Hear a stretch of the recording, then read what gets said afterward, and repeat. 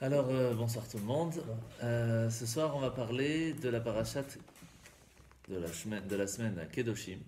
Est assez spécial dans le sens que le mot Kedoshim veut dire saint. Hachem il nous dit, vous devrez être saint parce que je suis moi-même saint. Et on apprend de cette parasha comment le devenir. En fait, on peut apprendre tout simplement Mida Keneged Mida. Ça veut dire de la même façon qu'Hachem se comporte dans la Torah, de la même façon il faut se comporter. Comme de la même façon qu'Hachem il a vu qu'Adam et Ève ils étaient nus à un certain moment au début de l'histoire, il leur a donné des habits. Donc c'est-à-dire que si on voit quelqu'un qui n'a pas de quoi s'habiller, on se doit de s'occuper de lui. Quelqu'un qui est malade, Avram il était malade, il avait mal au troisième jour après la circoncision, Hachem il est venu le voir, il a fait Bikur Cholim. Donc quelqu'un qui est malade, on vient le voir, etc., etc. Donc en fait, on regarde un peu dans l'histoire, on se rend compte qu'on peut apprendre exactement ce qu'il faut faire de la Torah. C'est la première chose. Pourtant, on voit que quand on regarde au début de la paracha, il y a des choses de base, comme par exemple le respect des parents, faire attention au Shabbat, c'est comme ça qu'on devient saint. Il faut essayer de comprendre ce que ça veut dire ça aussi. Le mot kadosh, comme on l'a déjà vu souvent, le mot kadosh ça veut dire séparer. On doit se séparer du monde matériel pour pouvoir devenir au-delà du monde matériel. Être quelque chose, vivre d'une certaine façon qui n'est pas comme les gens autour de nous, mais différemment, séparé des autres. Un peu comme Abraham qui a commencé à ne pas être appelé juif, mais plutôt ivri, un hébreu. En fait, le mot hébreu, ivri en hébreu, ça veut dire passer. Il est de l'autre côté du fleuve. Il y avait le monde d'un côté et lui, il était de l'autre côté. C'est-à-dire qu'il vivait totalement différemment des autres. C'est ça être saint, être différent des autres, d'avoir pas vivre dans un monde complètement matériel, mais vivre de façon un peu plus spirituelle. Et chacun à son niveau, bien sûr. Mais dans chaque petite chose, on peut le faire. C'est pas évident. Donc la parashat Kedoshim, pour résumer, le mot Kedoshim, ça veut dire séparer. Séparer, qu'on essaye de se séparer du monde matériel pour être un petit peu différent, pour être un peu plus spirituel. Alors dans la paracha, on voit énormément de choses qui nous apprennent comment être séparé du monde. Pas séparé totalement, parce que le but c'est pas être complètement au-dessus du monde, mais c'est de vivre dans le monde de façon différente, mais de le faire différemment. C'est pour cela que toutes les mitzvot qu'on voit dans la paracha, c'est vraiment des choses de base. Quand on mange, il faut faire une bracha. C'est-à-dire qu'on est dans le monde, mais on ne mange pas comme tout le monde. Quand on s'habille, on est comme tout le monde, mais pas comme tout le monde. On doit le faire d'une certaine façon. Quand on marche, on peut marcher comme tout le monde, mais on ne marche pas comme tout le monde. On a une certaine façon de marcher. Donc en fait, c'est vraiment tous les petits détails de la vie. Et on va parler ce soir d'une mitzvah très très très importante qui existe de par le monde. Et pourtant ici, on va voir qu'elle est un petit peu différente. On va apprendre quelque chose d'assez spécial. Alors dans la mitzvah qu'on va parler ce soir, c'est Mipnei sevatakum vadarta pnei zaken. Devant une personne qui est âgée, il faut se lever. Et plus que ça, on doit carrément honorer la personne qui a un visage plus âgé. Qu'est-ce que ça veut dire exactement? Alors, quand on regarde de base, en règle générale, on parle ici d'une personne qui a plus de 70 ans, donc qui est assez âgée, donc il faut l'aider. Donc on ne parle pas seulement de se lever, mais on parle même dans un bus, on est assis, il y a quelqu'un qui est plus âgé, qui a plus de difficultés, c'est un minimum de se lever pour lui donner la place. Ça, c'est vraiment la traduction littérale, si on veut, de cette mitzvah. On peut aller plus loin encore, essayer de comprendre la raison, pourquoi est-ce que l'on doit de l'honneur et le respect à une personne qui est plus âgée. La raison la plus classique, la plus simple, c'est parce qu'il a l'expérience de la vie. Il a vu des choses, il a appris des choses, il a vécu des choses, et rien que par cela, on lui doit le respect. Ça, c'est la première base. Sauf que pourquoi alors répéter Vadarta pnei zaken? On a compris que tout celui qui est âgé, on lui doit le respect, on doit faire tout ce qu'il faut pour l'aider. Alors en fait, la Torah vient nous dire que ici, quand on dit le mot zaken, c'est pas seulement vieux de façon entre guillemets dans l'âge. Zaken, ze shekana chorma. Un zaken, quelqu'un d'âgé, c'est pas seulement celui qui a une expérience de la vie, c'est celui qui a l'expérience de la vie. Ça veut dire quelqu'un qui a une connaissance et qui peut aider, qui sait comment vivre la vie comme il le faut et comment on peut l'avoir si on a l'intelligence. Sauf que l'intelligence, elle peut s'apprendre de plusieurs façons. On sait très bien, par exemple, qu'il y avait des gens très intelligents et pourtant se comportaient de façon catastrophique. Donc l'intelligence et la sagesse, c'est deux mondes tout à fait différents. On peut connaître énormément de choses et pourtant ne pas être du tout sage ni intelligent. La connaissance n'est pas l'intelligence. c'est un petit peu l'erreur de la génération, c'est que plus on a de diplômes, plus on a le meilleur travail. Sauf que ça ne veut pas dire qu'il va être le meilleur dans son travail. C'est juste qu'il a beaucoup de connaissances. La même chose dans les docteurs, il faut connaître, avoir une mémoire phénoménale. Ça ne veut pas dire qu'il est un bon docteur. Vous comprenez? Donc, de quoi on parle ici? Quelqu'un qui a acquis la chokhmah. Qu'est-ce que ça veut dire? Alors, avant de commencer vraiment à rentrer dans le détail, on va d'abord ramener une question qui est posée dessus. C'est comment ça se fait que quand on parle qu'une personne, on lui doit le respect, c'est celui qui a acquis la chokhmah. Donc, généralement, c'est ce qu'on va parler de la Torah. Quelqu'un qui connaît la Torah véritablement, qui vit avec la Torah automatiquement, il a une certaine expérience de la vie du monde, puisqu'il connaît comment le monde fonctionne, et donc on lui doit le respect. Mais, et celui qui fait beaucoup de mitzvot, on ne doit pas lui donner le respect? Celui qui fait beaucoup de bonnes actions, lui aussi on devrait lui donner le respect. Pourtant, c'est pas marqué. C'est marqué par contre qu'au moment où une personne, elle fait une mitzvah, alors on se lève devant lui. Par exemple, il monte à la Torah, on peut se lever pour lui. Il vient amener son enfant à une brit mila, il est en train de faire une mitzvah, tout le monde se lève pour lui. Il va pour aider quelqu'un, il mérite qu'on se lève devant lui. Pourquoi? Parce qu'il est en train de faire une mitzvah. Alors comment ça se fait qu'il y a une différence entre celui qui a acquis la Torah, on doit se lever à tout temps, à la différence de celui qui fait une mitzvah au moment où il a fait, il mérite, mais quand il a fini, il n'y a pas d'obligation à se lever devant lui. Pour comprendre ça, il faut d'abord comprendre, quand on parle des mitzvot, on fait une bracha quand on fait une mitzvah. Asher kideshanu bemitzvotav. Vous voyez que dans le mot kideshanu bemitzvotav, on retrouve kedoshim et mitzvot. C'est-à-dire que être saint, c'est quoi? C'est faire les commandements divins. Donc ça parle très bien à notre paracha. C'est quoi être saint? C'est réussir à agir dans le monde, avec le monde, mais de le faire de façon spirituelle. C'est ça une mitzvah. Est-ce que sur ça, on est content? On est très content. On fait une bracha carrément, on fait une bénédiction dessus. Et la preuve, c'est qu'au moment où une personne le fait, il mérite qu'on se lève, qu'on le respecte, qu'on l'honore. Mais lorsqu'elle est finie, c'est fini. Pourquoi? Tout simplement parce que dans le mariage entre nous et Dieu, il y a deux niveaux. Vous savez qu'avant, c'est pas comme aujourd'hui. Aujourd'hui, quand on fait un mariage, on fait tout d'un coup. C'est-à-dire quoi tout d'un coup? C'est-à-dire qu'on fait la choupa, on met la bague, on lui dit on dit à la dame ou à la demoiselle à ce moment-là, maintenant tu es marié avec moi, puis après on fait les 7 bénédictions, puis à la fin on casse le verre et là c'est bon. On a fait combien de choses ici? On a fait énormément de choses, on ne se rend pas compte, mais il y a deux choses de base dans un mariage. Il y a le fiançailles et il y a le mariage. Avant, il y avait 1 an de différence entre l'un et l'autre. C'est-à-dire qu'on faisait le fiançailles, l'homme venait dire à sa fiancée, je te donne cette bague et par cela tu vas être ma femme et interdite à tout autre. Ça permet de faire que la femme, elle devient, entre guillemets, bloquée et interdite, séparée du monde, mais elle n'est toujours pas la femme de son mari. Elle ne peut pas avoir de relation pendant 1 an encore avec son mari. Ce n'est qu'un fiancé. Donc il y a une séparation, mais il n'y a pas encore eu le lien. Et c'est seulement 1 an plus tard qu'au moment où on fait le mariage, les nisouin, que là, il y a ce lien qui se crée entre les deux, et là, ils peuvent être ensemble. Donc les kiddushin, qui vient du mot kedoshim, qui vient de dire kadosh, qui veut dire séparé, c'est exactement ça. C'est la séparation entre la femme et les autres hommes pour pouvoir plus tard se connecter avec son mari. Mais pour l'instant, il n'y a que eu la première séparation.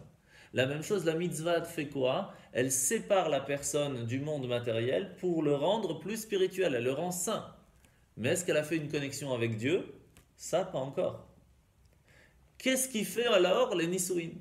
Qu'est-ce qui fait le mariage avec Dieu qu'on peut se connecter avec lui? C'est encore autre chose. Pas seulement on se sépare du monde, mais on peut aller, on attend que Dieu vienne pour être avec lui. C'est un autre niveau. Alors pour ça, on va essayer de comprendre un petit peu comment ça fonctionne. D'abord, de quelle personne on parle quand on dit qu'on lui doit le respect si elle a acquis la Torah? Est-ce qu'on parle d'une personne qui a appris 3 lignes, quelqu'un qui a un diplôme, quelqu'un qui connaît beaucoup, c'est quoi les règles entre guillemets? La règle elle est comme ça. À partir du moment où quelqu'un il a appris par cœur la Torah, au point une personne qui répond à des questions tout le temps, des personnes qui lui posent des questions tout le temps sur la Torah, sur des lois, etc. Ça fait que chaque seconde de sa journée est toujours dans la recherche d'avoir la Torah en lui. Parce qu'il se doit d'être prêt à chaque instant de pouvoir répondre.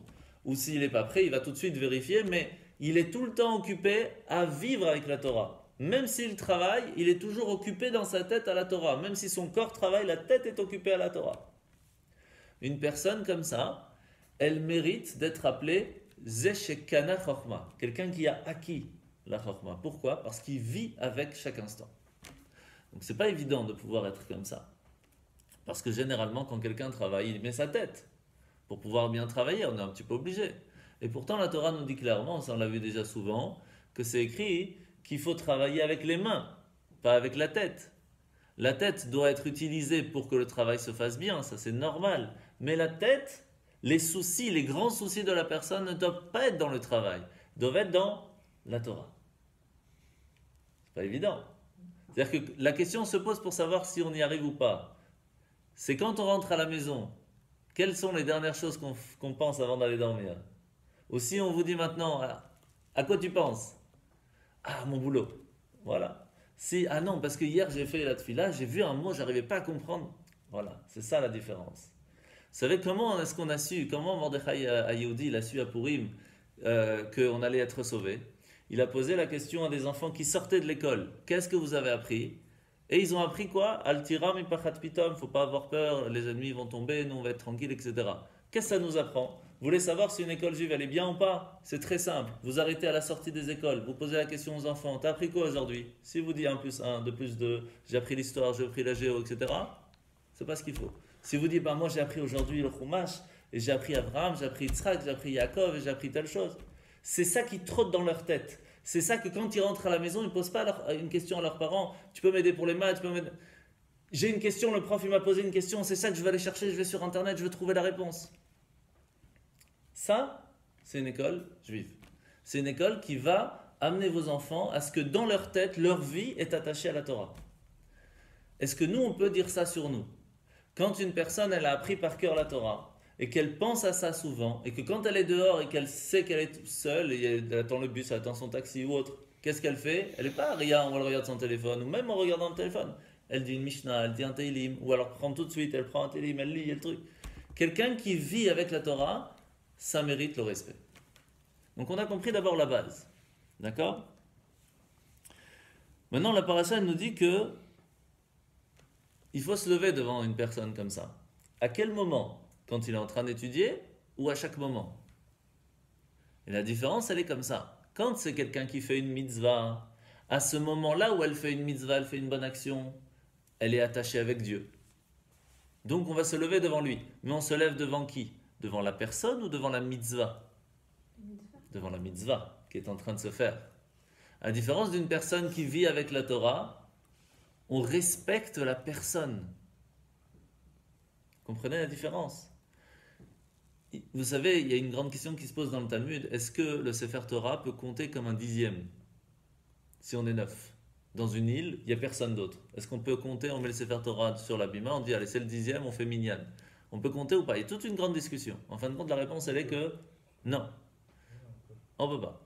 Pourquoi? Je vais vous dire simple. Est-ce qu'on peut prendre un disque dur, le remplir de toute la Torah avec la Kabbale et tout? On le met. Quelle différence? Un disque dur. Ici c'est un disque dur écrit. L'ancien disque dur, c'est tout. Non, bien sûr, il y a une grande sainteté dans le Sefer Torah, la question ne se pose pas. Mais non, parce que ça ne vit pas. Un juif qui vit, même s'il n'a pas beaucoup, à la seconde où il lit la Torah, à la seconde où il étudie la Torah, il se lève au-dessus du Sefer Torah. Il a acquis la Torah. Ça n'a rien à voir. Et il peut compter.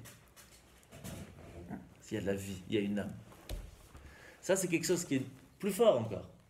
Là, ce que Hachem il nous dit dans la paracha, c'est que pour pouvoir mériter d'avoir ce respect, autant que quand le Sefer Torah il sort, on se lève, on l'embrasse, une personne qui peut se dire bah, je suis comme un Sefer Torah mais vivant, c'est quelqu'un qui vit comme le Sefer Torah le dit et qui vit avec la Torah chaque instant.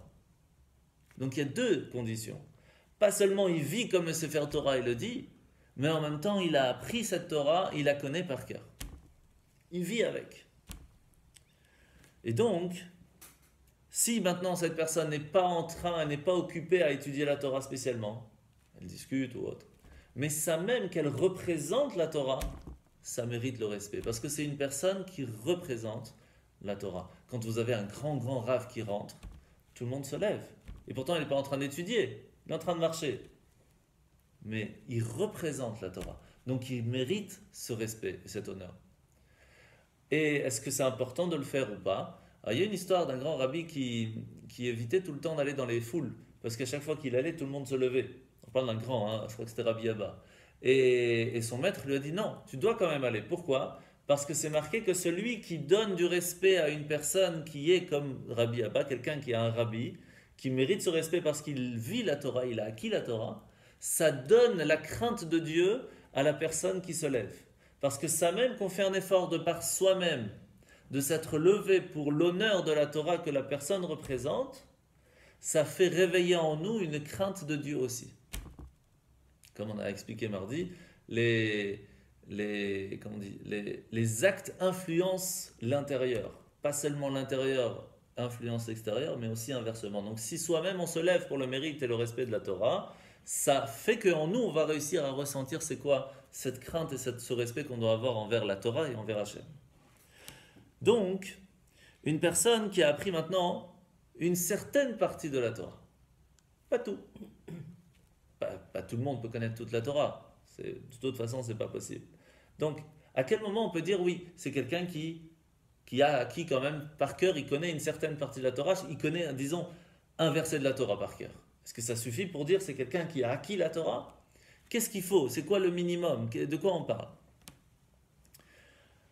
Alors, d'abord, il faut savoir une chose. À partir du fait qu'une personne ait appris par cœur la Torah, et c'est pour cela que quand on est enfant, quand on est à l'école juive, on fait apprendre aux enfants les Mishnayot par cœur. Les Mishnayot, un peu de Chumash, un peu de Tanya, un peu de Teilim, par cœur. Pourquoi par cœur? Parce que ça reste gravé. Un jour, il est seul, il ne sait pas quoi faire, il se retrouve où que ce soit, il peut dire ce morceau de Torah. Il est gravé en lui, il vit en lui à chaque instant. Et rien que par ça, il mérite déjà un certain respect. C'est pour ça que c'est important d'apprendre par cœur. Même si on n'a pas encore compris le sens, mais on le connaît par cœur. Et tout le monde connaît au moins un pasouk, un verset de la Torah. Bereshit bara Elokim et hashamayim v'et haaretz. Vous le connaissez par cœur. Et bien voilà, rien que par ça, vous méritez déjà du respect. À quel niveau après? Chacun est différent. Mais il n'y a pas que la Torah écrite. Il y a la Torah orale, il y a la Torah secrète, il y a la Torah du Drach. Il y a beaucoup de niveaux de Torah. Alors, de quoi on parle ici? D'abord, il faut essayer de comprendre quel est le but de l'étude de la Torah. Est-ce que le but de la Torah, il est pour avoir beaucoup de connaissances? Bien sûr que non. Celui qui apprend comme ça, on a déjà expliqué, c'est pas l'ishma, c'est pas pour Dieu, c'est pour lui-même. Donc le niveau toranique, malheureusement, il peut rester très bas. Il y a peut-être même aucune évolution. Une personne peut avoir énormément de connaissances et pourtant pas changer du tout. On le voit dans les gens qui sont très philosophes et pourtant quand arrivent devant une situation, ils sont catastrophiques. Et même dans l'étude de la Torah, parce qu'ils apprennent ça comme des maths ou comme une philosophie. C'est pas ça la Torah. La Torah, il faut l'étudier pour Hachem, pour se connecter avec Hachem, pour évoluer, pour changer. C'est pas quelque chose, c'est pas la même chose. Donc quel est le but de la Torah? Le but, il est une seule chose. Le'akir et boro. De reconnaître notre Créateur. De comprendre de qui on parle, qui nous a créés. De ressentir de Veyadata et Hachem alokecha. Et tu connaîtras ton Dieu. C'est difficile à connaître. Mais au moins que cette da'at, cette connaissance, te permettra de t'attacher à lui et donc de changer, d'être différent. Donc une personne qui étudie la Torah de cette façon, pas pour connaître, pas pour enseigner, mais pour faire, déjà il y a certain respect parce que la personne, elle connaît son Créateur. À quel niveau? Chacun, bien sûr, est différent. Mais rien que ça permet de donner un certain respect.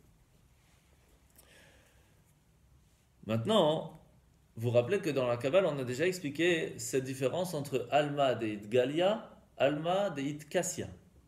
Alma qui veut dire du mot Olam, le monde. Et il y a deux sortes de monde. Il y a le Kassia qui veut dire caché, ça ressemble beaucoup en plus. Et Galia du mot Giloui qui veut dire dévoilé. Donc il y a un monde qui est dévoilé, celui qu'on voit, celui qu'on comprend. Puis il y a le monde caché, celui qu'on ne comprend pas, celui qui nous entoure mais qu'on ne peut pas attraper, on ne peut pas attacher. Alors, donc il y a ces deux mondes de base, le monde caché, le monde dévoilé. On a ici aussi la même chose. Ça veut dire que on a euh, comment dire, les mitzvot de la Torah que l'on fait, c'est plutôt des choses dévoilées. On agit avec le monde de façon dévoilée, mais ça reste temporaire. Et quand on a acquis la Torah d'une certaine façon qui vit à l'intérieur de nous, elle devient cachée en nous. Et c'est beaucoup plus fort. Mais c'est moins dévoilé. À quel moment on a réussi à faire que les deux vivent ensemble, que le monde caché et le monde dévoilé vivent ensemble, ça c'est plus difficile. C'est quand la personne, elle vit de façon à ce que, comme la Torah le dit, parce qu'elle a étudié la Torah. C'est-à-dire que l'intérieur, la partie cachée qui se trouve à l'intérieur de lui, a tellement été raffinée grâce à l'étude de la Torah que même de façon dévoilée, elle agit de cette façon. Ça c'est un autre niveau. C'est que les deux mondes vivent ensemble. Mais c'est rare, c'est très rare de voir une personne qui vit exactement comme elle est à l'intérieur. C'est très rare. Parce qu'on a tous à l'intérieur de nous, ça bout d'une certaine façon, on a tous un Yetzer Tov, tous un Yetzer Hara, donc chacun a envie de faire une bêtise, une autre, elle se contrôle, etc. Chacun à son niveau se contrôle par rapport à beaucoup de choses. Mais est-ce qu'on vit exactement de la même façon, de façon dévoilée qu'à l'intérieur de nous? Même est-ce qu'on peut dire on parle exactement ce qu'il y a dans notre tête? Qui peut dire ça? Impossible. Mais il y a cette façon de contrôle qu'on peut avoir vers l'extérieur. Ça, on peut l'avoir. Ça, c'est quelque chose qui est donné à chacun d'entre nous de dire je contrôle mes actes, je contrôle mes paroles, je peux même contrôler ce que je regarde ou ne pas regarder. C'est plus difficile à contrôler ce que j'entends ou pas, mais ça peut encore se contrôler. C'est plus difficile. Et bien sûr, ce qu'on mange, etc. Mais contrôler l'intérieur de soi-même, ça, c'est très difficile. Et mardi, à midi, on a expliqué qu'on a cette mitzvah de réussir à contrôler son cœur, d'aimer celui même qui nous a fait du mal. Ça s'apprend. Et ça peut se faire. Aimer son prochain comme ça même, ça va jusque-là. Alors, mardi, on a expliqué comment ça fonctionne et tout, c'est pas le moment. Mais on voit qu'il y a ce certain contrôle qui peut arriver. Mais réussir à vivre, à avoir acquis la Torah, qu'à l'intérieur de nous, on ne vit qu'avec la Torah, est-ce que c'est possible? Eh bien, je vais vous donner un petit exemple simple. Comment on apprend une langue? Quelqu'un qui dit j'ai appris cette langue, je la connais cette langue, c'est quand il pense dans cette langue. Une personne qui pense dans la langue, il peut dire je connais la langue. Parce qu'à ce moment-là, ça travaille tout le temps. La même chose, quelqu'un qui vit avec la Torah, c'est que chaque chose qu'il voit dans le monde, dans sa façon d'agir, de vivre, de manger, de dormir, de marcher, etc., chaque fois il dit, et comment la Torah me dirait dans ce cas-là? Et qu'est-ce que me dit la Torah dans ce cas-là? Et comment je dois faire? Et chaque seconde, il se pose cette question. C'est quelqu'un qui pense avec la Torah. C'est quelqu'un qui a acquis la Torah. C'est pas évident, hein, parce qu'on ne connaît pas tout et on ne peut pas tout connaître. Et donc voilà. Donc ça, c'est un petit peu la base entre le monde caché et le monde dévoilé. Maintenant, il y a 4 parties. 4 parties de base qui sont dans les noms d'Hachem. Yud, Ke, Vav, Ke. D'accord? Les 4 lettres du nom d'Hachem. Le premier, c'est le plus classique, c'est la Chokhmah. C'est l'étincelle, la base de la compréhension des choses. Et le He, c'est la Bina, c'est le développement. Je prends ce Yud et j'en fais un Dalet. Je l'ai développé. Qu'est-ce qui est plus fort, le Chokhmah ou Bina? Généralement, c'est la femme, c'est Bina. C'est le développement de la chose. Si on n'a pas développé, on a l'idée, mais on ne peut pas en faire grand-chose. Il y a beaucoup de gens dans le monde qui ont beaucoup d'idées. Mais réussir à dévoiler cette idée et réussir à le mettre au concret, c'est pas tout le monde qui réussit. Donc, c'est plutôt Bina dans le monde, entre guillemets, qui est plus fort. Pourtant, Chokhmah, c'est plus haut. Parce que s'il n'y a pas la base de l'idée, il n'y a rien à dévoiler. D'accord? Donc, qu'est-ce qui est plus fort, en fin de compte? Alors, on va voir. Quand on met les téphilines, il y a aussi 4 parachutes. Il y a 4 parchemins. Le premier, celui de Kadesh, c'est la première base. C'est la première fois où on voit qu'Hachem nous demande de mettre les téphilines. Et qu'est-ce que c'est marqué quand on parle des téphilines dans ce parchemin? Ou le zikaron ben enecha. Ce sera un souvenir entre tes yeux. C'est la seule fois où on voit ce mot-là. Après, c'est différent. Ukshartam leot aliadecha vayu letotafot ben enecha. Mais là, c'est Ul Zikaron. Il faut que ça reste dans la mémoire, entre nos yeux, qu'on est attaché à Dieu grâce au Tfilin, qu'on est sorti d'Égypte, que Hachem est toujours avec nous, qui nous protège. Ça doit être en notre mémoire, attaché dedans. Notre mémoire, c'est pas le développement d'une chose. La mémoire, c'est des points. Après, on développe l'idée qu'il y a dans notre mémoire. C'est déjà plus la mémoire, c'est déjà la réflexion, la compréhension, le développement. Donc la mémoire, c'est la chorma. C'est pour cela que les 4 parchemins sont aussi attachés aux 4 noms du nom d'Hachem. Le premier, Kadesh, est en rapport avec Ul Zikaron, avec la mémoire, avec chorma, la première base de l'intelligence. Et après, on change. Après, il y a le développement, puis les midot, puis malchut, etc. Mais la première base, la Kadesh, le Yud, c'est chorma. Maintenant, on comprend maintenant un tout petit peu plus pourquoi c'est écrit sur qui et devant qui on doit se lever, on doit donner du respect. Zeshekana chorma. Pas Zeshekana Torah ou Zeshekana Bina. On ne parle pas d'une personne qui a tellement de compréhension de la Torah qu'il peut vous faire un discours pendant 5 heures et quelque chose d'extraordinaire. Ce n'est pas de quelqu'un comme ça qu'on parle. Zeshekana chorma. Celui qui a dans sa mémoire, il a acquis la chorma de la Torah. Qu'il vit avec la Torah. Quand chaque fois qu'il voit quelque chose, il pose la question, qu'est-ce que je dois faire maintenant? Qu'est-ce que la Torah me dit? Comment je dois vivre en tant que juif? Et ça, c'est quelque chose qui ne peut se faire que grâce à la mémoire. Quelqu'un qui va utiliser son cerveau pour vivre avec la Torah. Et c'est pour ça que c'est Zeshekana chorma. Alors, quelle est la base vraiment de ce qu'on doit connaître pour dire oui, j'ai réussi à faire que dans mon cerveau, tout a été utilisé pour la Torah.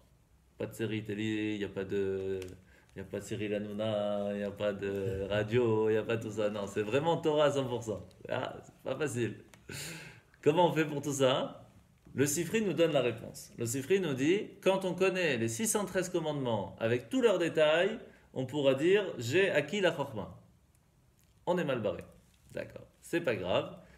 C'est pas évident. Déjà connaître les 613. Quelqu'un peut me le réciter? Il y a un raccourci. Il y a un raccourci, bien sûr. Tout l'éveil de Shavuot qui arrive bientôt, pendant la nuit jusqu'à 4h du matin, on s'assoit et on revoit toute la Torah en résumé. Et à la fin, on fait les 613 commandements. Donc c'est le résumé en une soirée. C'est pas compliqué. En fait, le résumé, il est plus simple. Au moins qu'on ne connaisse pas tous les détails des 613 commandements, mais au moins connaître les 613. Bon, et si on n'arrive pas à les 613, parce que c'est pas évident, au moins connaître par cœur tout le Talmud, quand même un minimum, c'est-à-dire pour qu'on puisse expliquer de quoi on parle dans la Torah. Au moins les halachot alors, au moins de savoir comment agir tous les jours. Bon, au moins connaître les 5 livres de Chumash, c'est quand même la base, c'est la partie de Torah, on va dire, minimale, quoi. Donc ça fait peur tout ça. Donc en fin de compte, quand on regarde dans le Shir HaShirim, c'est écrit comme ça. Kulcha yafé. Tout ton être, il est beau. C'est quoi notre être? À l'intérieur de nous, on a 248 membres et 365 nerfs. Quand on aura compris que chacun de nos membres et de nos nerfs est attaché à quelle mitzvah en détail pour savoir pourquoi il nous a été donné et agir comme il le faut avec, c'est que notre corps il sera à ce moment-là raffiné et on pourra dire oui, j'ai acquis la chorma. On est loin, hein? On est très très loin. Mais et après, il faut réussir à comprendre comment notre âme, elle a aussi 613. Et donc, bon. Donc, en fin de compte, on voit bien que ce n'est pas spécialement possible à tous de réussir à ce niveau-là. Ce n'est pas quelque chose de facile. Donc, au moins les 5 livres de Torah. Au moins savoir dire, je ne connais pas toute la Torah. Mais si tu me poses la question dans les 5 livres de Torah, depuis la création du monde jusqu'à la fin, je peux te dire ce qui s'est passé. Je peux te dire, il y a eu Abraham, il y a eu Adam, il y a eu Noach, il y a eu Abraham, Yitzhak, Yaakov, Yosef, et puis etc. jusqu'à Moshe Rabbeinu. Puis on a construit le temple, et puis on arrivait devant la terre d'Israël. Je peux raconter à mes enfants, entre guillemets, la Torah. Et que pourquoi c'est important que tous les 3 jours on lit la paracha? Pour vivre avec la Torah. Pourquoi c'est important que Shabbat on s'assoit avec les enfants et qu'on leur parle de la paracha? Pour qu'eux aussi vivent avec la Torah. Pourquoi on doit étudier chaque jour un petit morceau de petit mot de Torah, on fait un peu de paracha, un petit peu de Tanya, un petit peu de Sefer HaMitzvot? Pourquoi?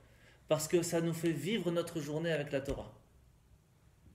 On vit comme ça, chaque jour, avec un petit mot de Torah. C'est ça avoir acquis la Torah. C'est que dans la journée, on se dit, attends, c'est vrai, aujourd'hui on a étudié ça, c'est intéressant, cette mitzvah est intéressante, et puis on a pensé à ça. Notre commencement de la journée est tout à fait différent si on a écouté un petit mot de Torah le matin. Parce qu'on a acquis que notre journée est entourée par la Torah. Et si on ne peut pas vraiment tous les jours, alors au moins une fois par semaine, quand on vient à la choule, à ce moment-là, on écoute le Sefer Torah, on écoute un petit mot de Torah, une petite rachat du rabbin, etc. Ça nous permet de faire que notre semaine est englobée par quelque chose, par un peu de Torah. Donc chacun à son niveau peut réussir à avoir ce qu'on appelle acquérir la chokma de la Torah. Ça veut dire que notre semaine va être remplie de Torah. Et au moins une fois par an, à Kippour, au moins. Mais chacun à son niveau. Mais au moins, le plus possible, plus on méritera de dire oui, j'ai acquis la Torah. À quel niveau ce serait le mieux d'arriver? Pour vous donner une idée, sur le Yud, sur chaque Yud, il y a un petit cote de plus. Rabbi Akiva a expliqué tous les Yud de la Torah, pourquoi il y a un cote de plus. Chaque fois, ça nous apprend une loi. Chaque petit cote de chaque Yud, dans toute la Torah, nous apprend une loi. C'est énorme. Déjà qu'on comprenne le mot, après qu'on comprenne le Yud, et après qu'on comprenne le cote. Mais pour vous donner une idée jusqu'où on peut réussir à aller. Et Rabbi Akiva, il a commencé à 40 ans l'alphabet. Bon, il avait une âme aussi assez spéciale. Mais c'est jamais tard. On a toujours la possibilité d'arriver à un certain niveau. Et on ne nous demande pas d'être Rabbi Akiva, on ne nous demande pas d'être Moshe Rabbeinu, on nous dit à ton niveau à toi, avec tes connaissances, ton potentiel, le temps que tu as, quel effort tu vas faire pour évoluer. C'est ça qu'on nous demande. Pas de réussir, on nous demande d'évoluer. Et donc, comme ce n'est pas quelque chose d'évident, c'est pour cela que une des parties de la Torah qu'on nous demande au moins de pouvoir connaître par cœur, c'est notre paracha de cette semaine, la paracha de Kedoshim, puisque ce sont les lois qui nous rendent saints. Ce sont toutes ces lois, toutes ces choses de base qui nous apprennent à sortir, à évoluer du niveau de monde matériel pour être différents. Et si on connaît notre paracha et qu'on apprend les lois de cette paracha, de comment on doit se comporter, comment on doit dire bonjour, comment on doit manger, comment on doit marcher, comment on doit boire, comment on doit faire attention à ci, à ça. Toutes les bases qu'on apprend dans notre paracha, elle est magnifique la paracha, vous allez voir. Et elle est très simple. Vous regardez en français, elle est simple. Ce sont des lois simples. Eh bien, on a par cela la possibilité déjà dans la partie de Torah écrite d'avoir la base de comment dire j'ai acquis la chokma de la Torah. Parce qu'acquérir la loi de la Torah, c'est en fin de compte la mettre en pratique. C'est ça le but en fin de compte, comme on a dit. Donc, il y a cette partie pratique qui va réussir à sortir par cette connaissance. Puis, il y a cette force qui va être qu'on l'aura acquis en nous. Et donc, on va évoluer, on va être différent. Et dans la partie orale, alors qu'est-ce qu'il faut étudier? Parashat Kedoshim aussi. Il y a ce qu'on appelle la Mishnah de Kiddushin. Toutes les lois qui nous apprennent, toutes les choses qui sont saintes. Dans les choses qui sont saintes, il y a sa femme, puisque on dit arrête mes coups d'échec, tu vas devenir sainte pour moi. Ça veut dire séparer des autres hommes aussi saintes, donc il faut savoir comment agir avec sa femme. Et on parle aussi de toutes les relations, on parle de comment la chérir, etc. Il y a beaucoup de choses. Et il y a surtout les sacrifices, le Kohen, le mikvé, toutes les choses qui vont amener la sainteté à la maison. Et quand on connaît toutes ces lois, on vit totalement d'une façon sainte. Donc automatiquement, la connaissance toranique par cœur et bien les connaître, toutes ces lois, nous permettra de nous séparer de ce monde un peu matériel pour vivre d'une façon plus sainte. Et donc, mériter le respect, pas seulement de l'humain, qui n'est pas en fin de compte le plus important, mais mériter le mérite d'Hachem. Que Hachem va nous dire, tu es quelqu'un qui mérite que quand tu arrives là-haut, tu mérites le respect de toute personne qui viendra voir ton âme. Parce que tu as réussi à ne pas vivre dans un monde qui est complètement matériel et être complètement plongé, tu as réussi à te séparer de ça et à vivre d'une façon différente. Et bien sûr, à ne pas oublier la partie cachée de la Torah, qui est toute la partie sainte, comme le Tanya, la Chassidut, ou le Zohar, chacun à son niveau, qui va apprendre par cœur tout cela, qui permettra en fin de compte à la personne de vivre d'une façon pas seulement agir de façon matérielle dans le monde, mais de connaître son Créateur. Et pour connaître son Créateur, qui est en fin de compte le but de l'étude même de la Torah, comme on l'a expliqué au début, pour ça il faut apprendre tout ce qui est kabbalistique, parce qu'on ne peut ainsi seulement comprendre comment fonctionnent les mondes supérieurs, et donc comprendre comment Hacham il est tellement loin de nous qu'on n'a même pas une idée peut-être de comprendre que qu'est-ce que ce n'est pas pour pouvoir comprendre où on en est. Et quand on arrive à vivre avec cet état d'esprit, alors on vit totalement différemment. Parce qu'on se rend compte qu'on n'est rien du tout. Et donc cette crainte, ce respect, cet amour qu'on va avoir envers lui va nous faire changer, va nous faire évoluer. Et donc c'est ça qui va nous faire rendre kadosh, rendre saint. Et bien sûr, un Teilim. Un Teilim par cœur. Choisissez celui que vous voulez, mais un Teilim par cœur, c'est quelque chose qui est extraordinaire. Parce qu'en fin de compte, une des choses les plus saintes qu'on parle, c'est les sacrifices qu'on a amenés au temple. Devait être saint, c'est ça qui nous rapprochait de Dieu, le korban. Mais aujourd'hui, on fait comment? C'est la tfila. Alors bien sûr, il y a le Shema Israël, tout ça, mais ça, c'est des parties écrites dans la Torah. Mais les Teilim, qui sont en fin de compte les trois quarts de toute la tfila, ça, c'est les Teilim. Le roi David a mis une force dans les Teilim qui est inimaginable. Si le Baal Shem Tov, une fois, il a dit que si on connaissait la force des Teilim, jamais on s'arrêterait une seconde de sa vie, on n'irait pas dormir pour lire les Teilim. Mais on ne nous la montre pas, cette force, parce que sinon on ne pourrait pas vivre. On ne ferait que ça tout le temps, on ne s'arrêterait pas. Et donc, je vous conseille de regarder le Teilim 117, parce qu'il fait 2 lignes. Et il est facile à apprendre par cœur. Et quand vous êtes dans la journée, et que vous trouvez un moment, vous le faites. Et vous êtes dans la rue, vous le faites. Et il faut apprendre aussi un petit peu de Mishnah. Et dans la Mishnah, vous avez plein de Mishnayot. Alors on a dit, le mieux c'est d'apprendre la Mishnah de Kiddushin. Toutes les choses saintes. Mais toutes les Mishnayot sont saintes en soi. Pourquoi? Parce que le mot Mishnah, ça vient du mot Neshama, c'est les mêmes lettres. Donc ça attache l'âme directement. Donc que vous prenez le premier de Pirkei Avot, Moshe Kibel Torah Messinai, ou même la deuxième qui est encore plus petite, que sur 3 choses le monde tient, sur la Torah, la Voda et Gmilut Rasadim. Vous connaissez cette Mishnah par cœur, vous êtes au top. Vous connaissez Bereshit, c'est magnifique. Alors il faut apprendre un peu de Tanya. Tanya au début, et en plus vous pouvez l'apprendre en chanson. Tanya, Besof Peri Gimel Denida, Masbinotot, Itzadik, Alteiracha, etc. Vous connaissez 2-3 lignes de chaque petite chose. Vous pourrez dire, j'ai commencé à dire, j'ai une partie en moi qui est emprunt des 4 niveaux de la Torah.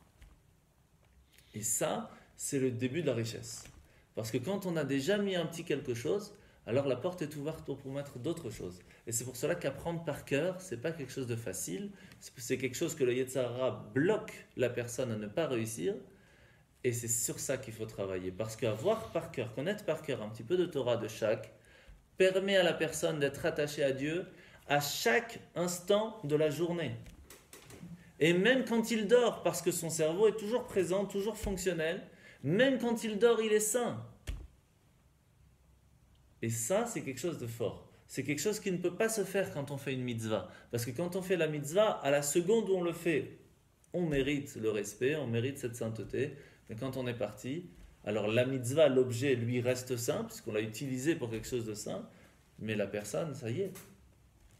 C'est pour cela que l'étude de la Torah a cette force d'être ancrée à l'intérieur de nous, de faire vivre la personne à chaque instant de sa vie avec une certaine sainteté.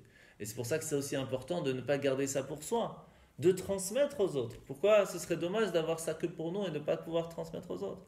Et c'est pour ça que c'est important, un petit mot de Torah chaque jour, parce que ça permet de faire qu'on a ce petit mot de Torah qui reste à l'intérieur de nous pendant cette journée, et bien sûr après il s'oublie, c'est pour ça qu'il y a le lendemain. Et Shabbat, comme on ne peut pas envoyer le petit mot de Torah, alors on le fait le matin. C'est pour ça que toutes ces choses, ces petits mots de Torah, permettent vraiment à la personne de vivre, d'être ancré, d'avoir à l'intérieur de lui cette Torah. Et au moment où vous allez arriver à vous poser la question, quand vous arrivez devant un certain sujet, questionnement ou autre, et que vous allez vous dire, que me dit la Torah dans ce cas-là? Vous saurez que vous avez réussi. Mais s'il n'y a pas ce questionnement automatique qui vient, c'est que ce n'est pas encore ça. Et c'est chacun à son niveau. C'est pour cela qu'on ne peut pas dire quelque chose de règle de base pour pouvoir vraiment dire j'ai acquis la chorma, c'est tous les 613 commandements. Bien sûr, ça c'est le vrai, le top, pour pouvoir avoir à ce que son corps soit totalement raffiné. Mais on n'est pas tous à ce niveau, en tout cas pas à cette seconde. Mais on peut arriver. Tout le monde peut arriver. Celui qui veut, il peut. Tout le monde peut. Mais aujourd'hui, à notre niveau, on a chacun un autre but, un autre mur à traverser, si vous voulez. Et si on a réussi à faire ce que nous, on a dû faire dans cette journée, on a gagné la journée. Si on a réussi à faire que cette année, on pourra arriver à Rosh Hashanah Kippour, on dit à Hachem, tu vois, j'avais ça comme limite, je l'ai traversé. Je connais tant de Mishnayot par cœur, tant de Psukim par cœur, j'ai réussi à apprendre un petit peu plus de Torah chaque jour ou chaque semaine. Et j'ai fait tant de fois chez un shiur et j'ai transféré aussi les shiur. J'ai posé la question et quand j'ai vu un businessman, je lui ai posé la question, je lui ai dit qu'est-ce que tu as appris aujourd'hui et viens en discuter, etc., etc. Vous savez, on a appris mardi cette histoire assez intéressante d'un grand businessman, un grand chassid qui est venu voir le rabbi l'Admor Zaken. Il lui a dit qu'est-ce que je peux faire? J'ai un souci. Comme je travaille beaucoup, j'ai pas le temps d'étudier. On ne parle pas de quelqu'un qui ne savait pas étudier, on parle de quelqu'un qui sait étudier, un chassid, en vrai. Il dit, mais par contre, j'ai pris sur moi d'aller au minyanim tous les jours. Shachit, mincha, arvit, les 3 prières, je prie beminyan, je prie avec 10 personnes. Quoi qu'il se passe, je m'arrange pour... Et qu'est-ce qu'il lui a dit le rabbi? Il a dit, c'est ça pour toi de dire merci à Hachem qui te fait réussir dans ton business, seulement de prier 3 fois par jour avec un minyan. Mais il parlait à un chassid aussi. C'est déjà énorme comme niveau de réussir à faire ça. Mais pour cette personne-là, c'était pas assez. Ça l'a fait réfléchir, il est reparti après voir le rabbi, il a dit alors qu'est-ce que je fais? Je travaille moins, je fais quoi? Il dit non, si tu réussis quelque chose de façon matérielle dans ce monde, c'est qu'Hachem est content de te faire réussir, tu dois continuer. C'est bon à savoir aussi.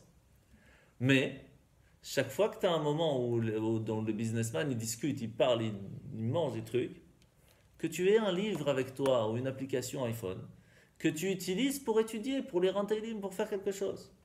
Et c'est comme ça que ton étude valera autant qu'une personne qui étudie toute la journée. Parce qu'on a tous un but dans ce monde que personne d'autre ne peut faire. Et si nous, à ce moment-là, pendant notre travail, on prend 5 minutes pour étudier, pour lire, pour apprendre, alors on a réussi à faire que toute notre journée est attaché à la Torah, et c'est ça vivre avec la Torah. C'est pas étudier toute la journée. Vivre avec la Torah, c'est vivre avec la Torah. Que notre vie de tous les jours soit imprégnée de Torah. Ça peut être dans la façon comment on se comporte, ça c'est plus les mitzvot, mais c'est aussi dans la façon comment on réfléchit, comment on vit, quels sont les questionnements qu'on a chaque jour. Et quand on réussit à faire ça, alors oui, on peut dire Zé Shekana Chochma, ça mérite le respect.